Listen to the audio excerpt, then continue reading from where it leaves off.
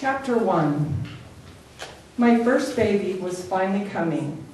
The large round mirror mounted on the ceiling of the delivery room was positioned at a perfect angle to give me a good view of the birth.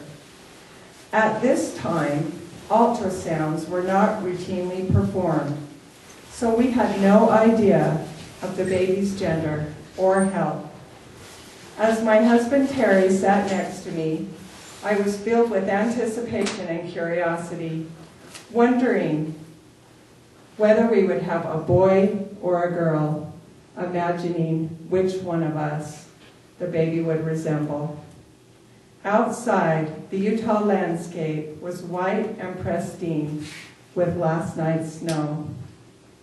But inside the hospital, the world was a sea of stainless steel and blue-green surgical scrubs.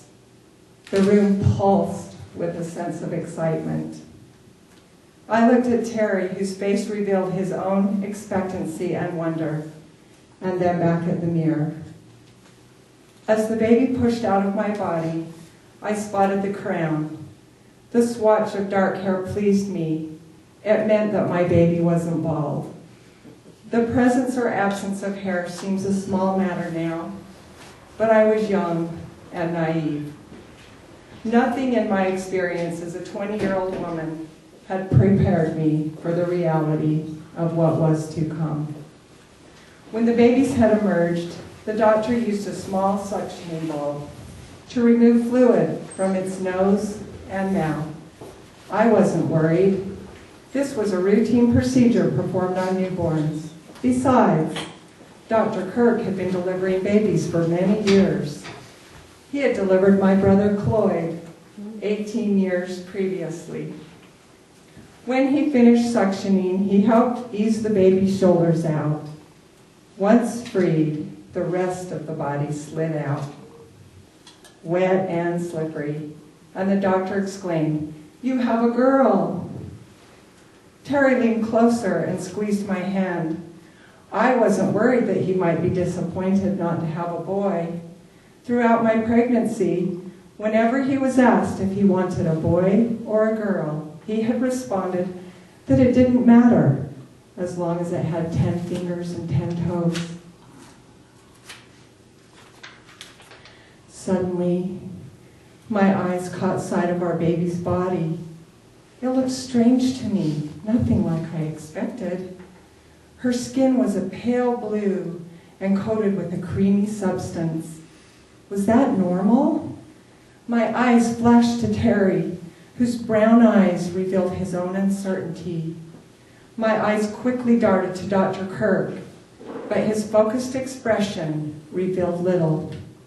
My attention finally settled back to my daughter.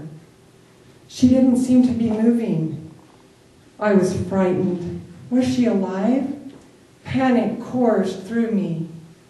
I had heard the term stillborn before, but had never imagined that something could go wrong with my baby. I was young and healthy. So was Terry. Nothing could be wrong with our child, could it? As the doctor placed the baby on my abdomen, her body flopped like a rag doll. Was she breathing?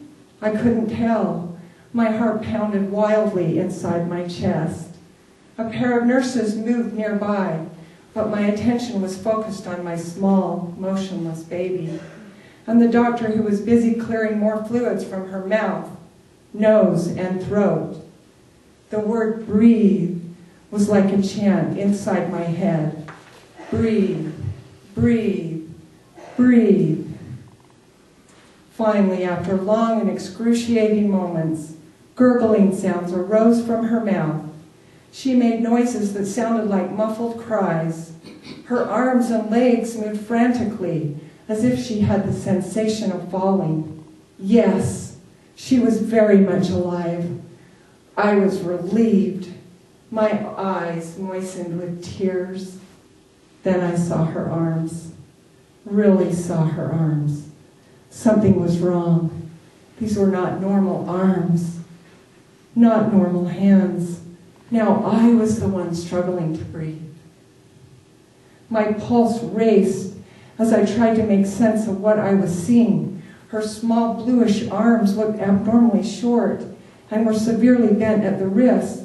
Her hands and fingers looked really small, too small even for a newborn. Just as quickly as my eyes absorbed the images, my mind worked to deny them. This wasn't supposed to happen, not to us.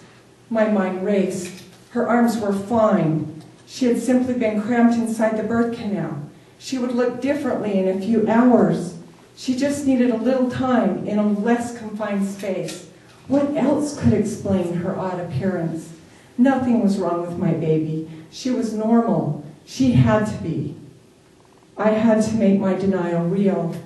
I whispered out loud, "No, her arms aren't bent."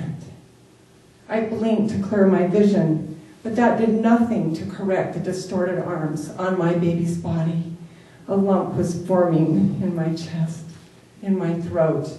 I could feel the muscles in my face strain from the fear and worry that consumed me. My voice was like a prayer inside my mind. "Oh, please, let her arms be all right. This can't be happening. This isn't real. I need to know that what I'm seeing isn't the truth." And then I heard Terry's voice. "Something's wrong with her arms," he said. The certainty in his voice hit me like a fist. At that moment, I knew that what I thought I was seeing was true. Those words reverberated inside my head. Something's wrong with her arms. "Is everything else all right? I mean, besides her arms?" I asked. I barely managed to form the words, but I needed some kind of reassurance, some good news. Dr. Kirk, who was in his 60s, had undoubtedly comforted other new mothers in difficult situations, placed his hand gently on my shoulder. The expression on his lined, porous face softened as he spoke. "Well, Debbie, this isn't the kind of baby I anticipated for you." My heart sank. This wasn't the kind of baby I had anticipated either.